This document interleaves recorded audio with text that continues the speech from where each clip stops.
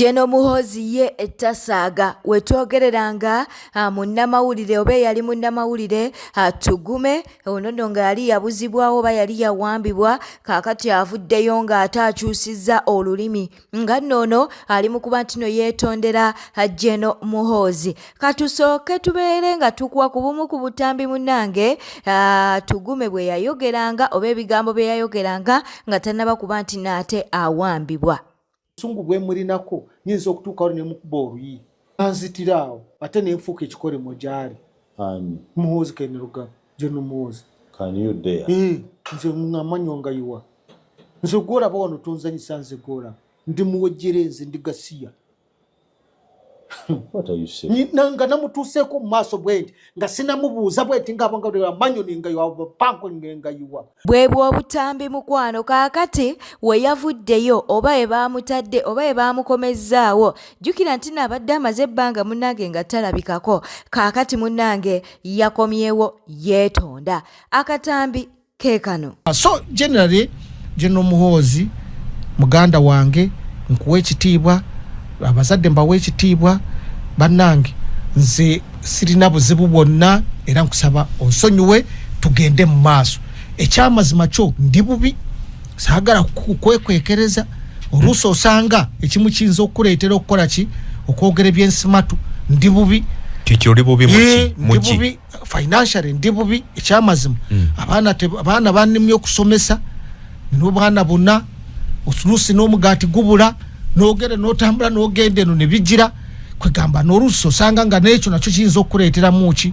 obuzibu okubeera obubi kyekyakwogeza kisoboka nakyo nkugamba nakyo kisoboka ennaku eno gy'oyitamu eno ekwerabiza okwogera ekituufu tolina kyogenda kuli ogenda kuva wano ogende nga ne ranki tomulina n'ogenda okukira oluusi n'oyogera by'otategeera nga mind ziri walala oba okitegeera nze nasoma diguri 3 nzirina ne diploma 4 naye sifunanga mulimu nti guguno tuura wano wakiri n'ofunanga ku akakadde oba bubiri naawe olabirire ki ndi mwana wa mulwanyi nange nsomye nange kati emyaka 5 mu 2 ngenda ku mu retirement nga sinakola kantu konna nange oluusi mutima ogukola ki noga nti bannange oluusi ebigambo bikusimatuka noyagala oluusi nogamba nti bane enkora entya noyogera ekigambo nga tewandikyogedde so embeera eyinza okunyiga nekunyiga n'owulira ng'ekunyize nze tugume sandibadde bwenti nemba nga ntambula ku social media nkola bwenti si byangu si buli muntu nti asobola eyo field era tugume nali namugamba dda nti mu byokola byonna weewala okugenda mu eno line kuba togisobola y'amaanyi tolina bulamu okitegedde ekyokubiri tolina bugumu bumala kuyimirizaawo olutalo lw'otandise kubanga olutalo yali atandise lunene si levo ye lugazi nnyo si levo ye ne bwe yandibadde Jeno lwandi mukubye kugambye si levo ye era lwakuba badde basajja be amazima ge naye nga kiba kubanga ffe twaleeta ya narrative singa sikyazaala singa sikyazaala wansi singa bayonona singa ffe twasaba DNA tewandizemu kuzaala ekyo nkimanyi bumanya era nze naligayo bugambye leero mumaze sina kyeka siriddira seewozaako sikola ki nowanika subscribinga likinga lekawo bakabwawo mu comment section ebya munnange Pastor Aloysius Bujingo okuba nti no kati Ssalongo tebinaggwa katusooke tubeere nga tukuwa akatambike mpapula z'amawulire ntiwazadde abalongo ngambye bakwogereko mu mpapula z'amawulire ku social media bakwogereko ntiwazadde abalongo Katonda akuwa abaana akwerabiza ebyagende akuwe sente akwerabiza loosi ze wayitamu zonna akukolera ebirungi Mukama akuzimbira ennyumba akwerabiza omuzigo kikubeeko mu linnya erya Yesu kitwale. God bless you and bless you so much. Ye mukyala wa Pastor Kayanja atwogera ku Jesica Kayanja atabuse yatabukidde ki bibino katubeere nga atubikuwa ng'oli omukazi yaliwo the other covenant woman was there radio nezizimbibwa and they built the radio station, they got the TV stations. ettaka ne ligulwa. They bought the church Ne land. bagamba tugenda mu kuzimaya kuzimba. And they said we are going to even to begin to build. Naye okuva lwe yavaawo But the day she departed, abantu bakyali mu nfuufu. people are still in the dust. Tewali na kabaati kubanga They even don't have any shelter. tugambe above. bw'obeera omubbi wakiri oteekawo ekibangalizi abantu n'obabbira omwo. Even if you're a thief, put an iron sheet up so that you can suck money out of your congregation. Naye Yezeberi okulongoosa kwo munnange kutambudde bulungi mu ggwanga lyattu Uganda. Twagala tubeere ng'ate tukuwaako ku bumu ku butambi nga woli mu kulabaawo oyo abadde akedde tambula babagambye temutambula. Kaakati munnange nga bali mu kuba nti no bamuyimiriza asooka abeere ng'ate akola. Ate abalala bo munnange bayimirizza emmotoka zaabwe ne batandika okuba nti no bakola bulungi bwansi nga woli mu kuba nti ate olaba awo. Simanyi oba gwe ebitambudde bitya eyo gy'oli oba naawe munnange weegase mu kuba nti nolongoosa naye munnange lwa bulungi bwaffe okulongoosa si kubi okitegeera no mukwano. Kale nno weebiti ate bwe bibadde erudda eyo. Katubeere nga tugendako kw'omu ku mwana munnange ate w'omugenzi Nalongo wa AK47. Omulenzi oyo nga ye mulenzi omukulu bambi yabadde akooye bikamera. Okumanya abadde abikooye munnange yagenze n'alaga obusungu bwe eri abo munnange ababadde bamutunuzaamu kamera nga woli mu kuba nti naate olaba akatambi ak'omwana tasaaga. Omwana ali mu nnaku mumuteekako kamera kaakati naye yasazeewo kuba nti naabalagako kikyali okitegeera nno mukwana nti obwedda mugamba abaana b'omugenzi nga tetubategedde. Abaana b'omugenzi balinga abatamanyi nti no maama waabwe yafudde kaakati yabalazeeko okitegeera nno. Kale ye Shira Price wuuno avuddeyo n'abeera ng'ate amuwolereza n'awa n'ensonga ze. Bantu bange omwana oyo mulwadde essaawa zino, he's very sick. Xavier mulwadde nno ebyaddala. Abantu beta bagamba mbu yabalaze empisa embi. Mwagala abaana bakole ki? Abaana abo nga bwondaba ne Black Man bwe babadde ne maama waabwe. Imagine kati bali abalala bo batoototo naye ono mukulu abitegeera, he's very sick. Bambi nkwegayiridde temubalemezaamu abaana, temubalemezaamu, mbeegayiridde. Subscribinga, likinga, leka obubaka bwawo mu comment section. Bannange nakanka kabambi yeetaaga buyambi. Akatambi ke kaakano ak'ennaku omwami yamusuulawo ate alina omwana akwegamba embeera etabukidde eddala. Asobola okumuyamba atubeere ng'ate tumuyamba. Mwasibe mutaba na Uganda abanda bamanya gange nze Yvonne nakanka kabasinga mumanyi wano ku TikTok. Nze sitala kusabiriza ekyo kyo mukimanyi naye obulamu nga mulimu omwana obulamu omusobola okunjira bamama abazaddeko nga gwe maama gwe taata. Nze ng'omuntu nsobola okwerabirira naye kirumanyi okulaba omwana wo ng'alwadde nga tolinamu yadde 10 oba olimu nga bills zikutuddemu, eno rent, eno mulina okulya, kwegamba n'olira ng'obulamu bukutuddemu. So nkoowola ndaba wano bamami Namyalo, bamami Justin Namere nga mukwatirako ba single mothers. Nange nsaba munkwatireko. Nze nina byentunga naye just stock empeddeko abantu tebakyampagira kati n'owulira nga obuzibu nga bukutuulidde nga stress ekutuulidde. Ntunda obugi bw'abaana n'obugi bw'abantu abakulu. So nsaba abantu bambi munguleeko mumpagireko n'abasobola okunkwatizaayo kubanga wano ndi wa sister wange nali nsasulawo naye rent nebinkwatakwatamu awo nangamba itoke kasita gwe nkumanyi tuli bakika ogira otambulizawo obulamu. Tusangibwa wano ku Wilson ekizimbe level 2 shop number WD24. Laba n'amasa stock empeddeko ne due to I don't have the support that are supporting me okungulako sina capital yongera mufuna bintu byemba njagala okukola ki okwongeramu kati nga nsaba obuwagizi bamwe bambi munkwatireko kama bampera omukisa. Bwe tweyongerayo Junior Mbu ye mulamuzi ye mulamuzi mu lutalo olwa full figure akwessa munnange ne Shira Price era bw'atyo omusango bwagusaze.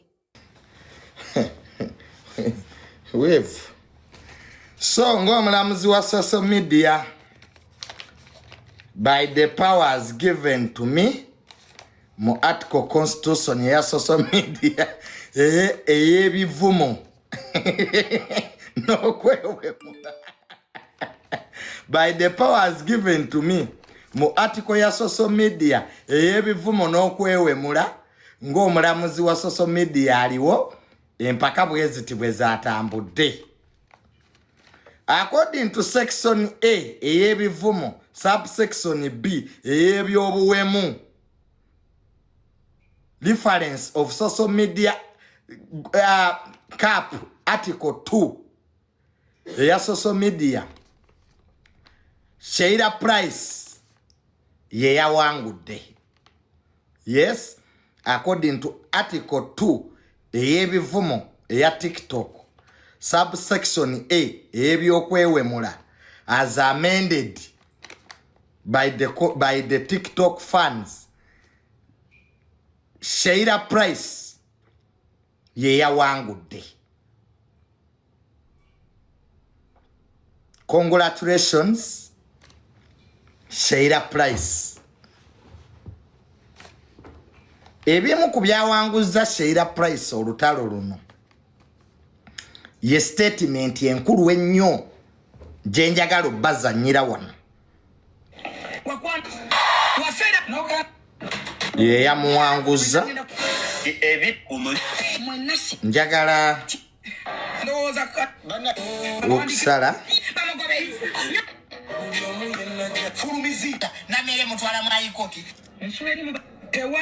empya yeriwa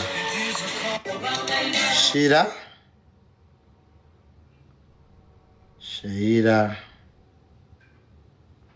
Price yawangudde. Kakati nina audio gye mpulidde nga insulting me. Nchiddamu tosobola kunsiba era ogiwuliddeeyo eyo statement ye yawanguza Shanitah Price. Njikuddiremu ogiwulire. That was a very powerful statement mu lutalo luno. Eyo statement yokka ye yawanguza Shanitah Price waludikapu y'ebivumo eyategekeddwa mu ggwanga Uganda n'okwewe. Shanitah Price wawangudde n'okataga. I'm a Tanzanian straight away. I could do nothing. Ngalinga. Patience ozuko we Nigeria. You can do nothing. Shanitah Price Arabika yakakopako patience ozuku ono mchala azanye ebi Nigeria kaina engeri gye yakogeddemu. You can do nothing. Ulira Tony werinnya. Sibwa mwogo muwaya abasirikale emitwalo 5 ne muzoganya abaana ne mubateekayo. I'm a Tanzanian straight woman. You can do nothing. Badange tosso. You can do nothing. Banange. Sudiye. Bademba yombe. Zembede sikuwa because you're vulgar. We cannot have a straight conversation. How? Come to me, Goli, disrespectful, nkukube points. So usungu boninako. It's because of that call. It was a conference call. You were shocked because I belonged there. Now listen, there is nothing you can do. Nchidamu, nothing. Inti eriyo conference call. Mbuje baliko Shanitah Price. Madamu webi muri owe makindi. Mbunesh nomune nomu. Mbuka akati omune nomu. Mbubaliko ku conference call. Shanitah Price madamu we makindi owebi muri. Mbukati omunene nagamba madamu we makindi owebi muri. Ne Shanitah Price kwali. Mbwa obuzibu bwava. Kyovula ba Shanitah Price akugamba nti abanene gwe bofukamirira nze mbajjamu ngoye. Awo Shanitah Price nawo naawangula. Awo nawo naawangula Shanitah Price. Yawangudde mu kujjamu abanene ngoye. In fact abajjamu empale mbunaba komba boros our girl Sheila our girl Sheila our girl our girl Sheila Sheila Price bakobwa mobilizer mwena alemu Sheila Price yatugambye nti abanene abajjamu empale n'abakombe ensigo kyetuyita boros wandiika nti boros Modo wuuna avuddeyo munnange n'alyoka abawa amagezi ku ngeri gye mulina okukaabamu ng'abaami bammwe abenzi mbunga bavudde mu bulamu bw'ensi eno. Jjukira nti abantu abasinga obwedda bakola challenge bambi nga bakola challenge ate munnange mu nkaaba ya Namwandu wa King David Primary School. Kakati ye Modo bino byavuddeyo n'abaako ate byayogera. Nalabye wano omukazi engeri gye yakaabyemu bannange omukazi oli yansomesezza enkaaba. Nze era bw'oba n'omulabe wo ng'obadde n'omusajja ng'akujooga, omusajja nga tayisa sikaati, omusajja nga mwenzi ng'omutuulira mu challenge. Dadi waffe mu nnyumba muno omulungi waffe mu nnyumba muno munnange dadi nga kitalo dadi kazi okuziika kwa ssaawa mmeka kwa nkya ssaawa 8 nga kitalo omulungi waffe munnange wavudde wano ng'ekikututte ogenze wa namba 2 munnange dadi tewatuuse nga kitalo omulungi waffe nga kitalo bannanga bananinyira mu musaayi mwangu w'okuziika kwa nkya ssaawa 8 dadi yafudde baana bange mugume dadi waffe omulungi waffe ono mulese biskuiti ki weebongereza munnange dadi waffe nga kitalo omulungi waffe munnange wagenze tewali kyakukola eggulu ly'empeera kigambo kya kitiibwa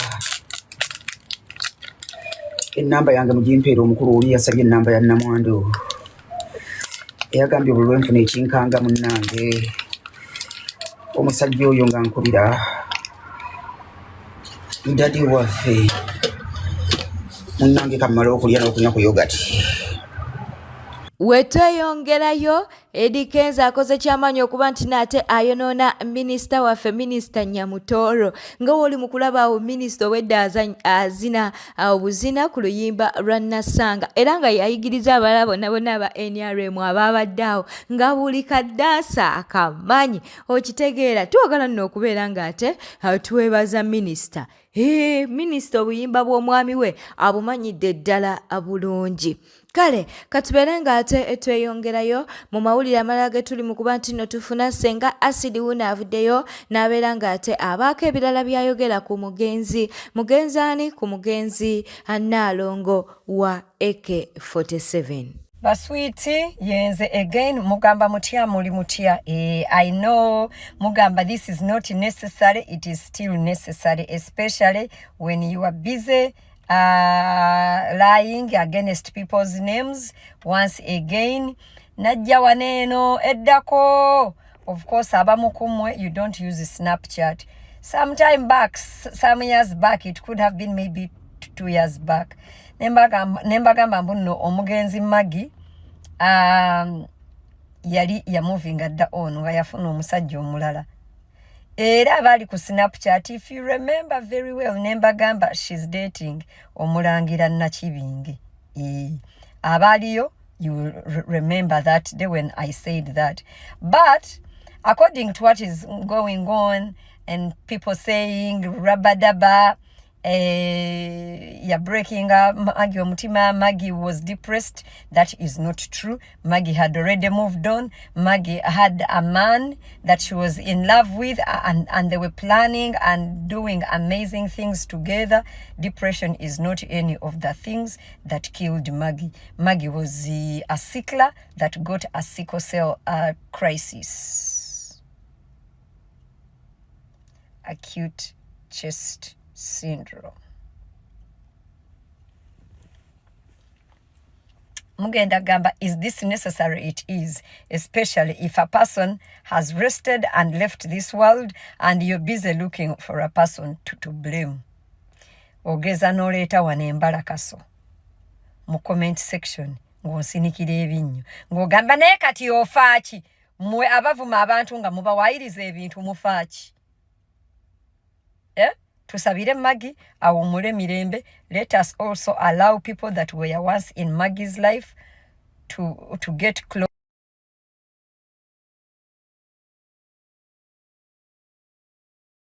and to mourn. Temwefuula nnyo balumiddwa Maggie nga bwe muwayiriza abantu.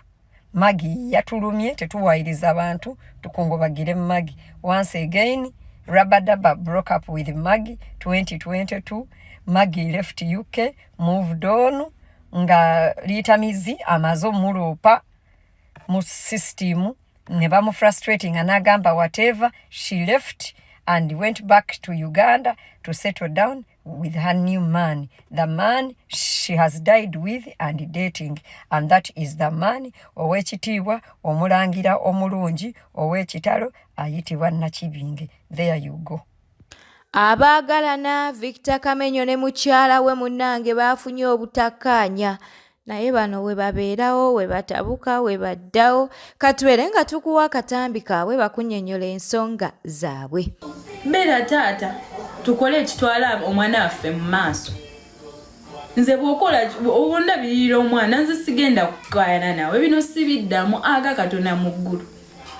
Oba byetaaga nga waliwo tuwandiika wabewo we tuwandiika tubiwandiike tolimpulira nga nkuleekaanira kuba tesinnaleeka sinnawa ne kye naayogedde tewali okimanyi sinna kye naayogedde ku bye nnina okwogera bino sinnayogera gwe Kamenyo ondi wano dabirira omwana wange. Beera taata labirira omwana we sirina kirala tewalinze bino tebinyumira bino tebinyumira byendimu bino nze sinze yandibadde wano nga ndi kusaba buyambi ku media nayo nemeseza nkooye nkoze ngezezzaako nzikakkanye ngezezzaako kuzambulamu wange naye ate I have a life sigenda kaka kye sikyawulira because wenakikola lojja okulabirira omwana we nedda kimala nino okumuvinga on nino okutambuza obulamu bwange sigenda kusiraana ndabirira omwana nyambako tulabirira omwana teri kirala tolimpulira nze mu media na byonna nze bannange byembasuubiza obbagamba bw'alabira omwana yange temuli biwulira bijja fiira munze munda munze temuli biraba siri bipostinga just anyambe ku mwana kintu kyangu bannange okera ku makya n'osanga omwana wa muno ng'ali bibyo gwe n'omuzaala n'omusulira omwana atobe yekka gwe towulira mulingo owulira oswala nga towuliramu kintu muli eri kigamba naye bwete tambudde obadde mulabi mulungi olekwekumira ku News Park channel kankusobere ngo subscribing o likinga n'okulekawo bakabwawo mu comment section beera bulungi weeraba.